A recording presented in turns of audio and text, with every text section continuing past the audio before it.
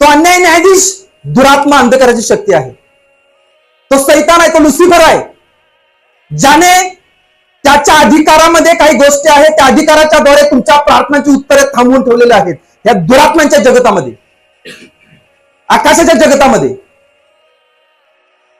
तो अन्याय आहे, तो त्रास करणार आहे, तो लोकांना पिडणार आहे, तो लुसिफर. त्याने तुमच्या प्रार्थनांची उत्तरे त्या दुरात्म्यांच्या जगतामध्ये अडवून ठेवलेले आहेत. त्याने काही दुरात्म्यांना आज्ञा केलेली आहे की ह्या स्त्रीची प्रार्थना, या पुरुषाची प्रार्थना तू थांबव, तू अडव. आणि म्हणून ज्या वेळेला तुम्ही प्रार्थना करताय, जिवंत देवाच्या जवळ प्रार्थना करताय, जिवंत देवाच्या जवळ, प्रत्येक प्रार्थनेचा तुमचा शब्द ज्या दुरात्म्याने तुमच्या प्रार्थनेचं उत्तर अडवलेलं आहे त्या दुरात्म्याला रंजित आणत आहे, त्या दुरात्म्यावरती हल्ला करत आहे, त्या दुरात्म्याला त्रास देत आहे. दुरात्म्यावर परमेश्वराने तुम्हाला अधिकार दिलेला आहे. जेव्हा तुम्ही जिद्द न सोडता एकाग्रतेने, एक चित्ताने, सातत्याने त्या गोष्टीसाठी प्रार्थना करत राहताय, ते बंधन तुटणारच आहे. कारण परमेश्वराने येशूने त्याच्या रक्ताच्या द्वारे त्या बंधनावर तुम्हाला विजय दिलेला आहे.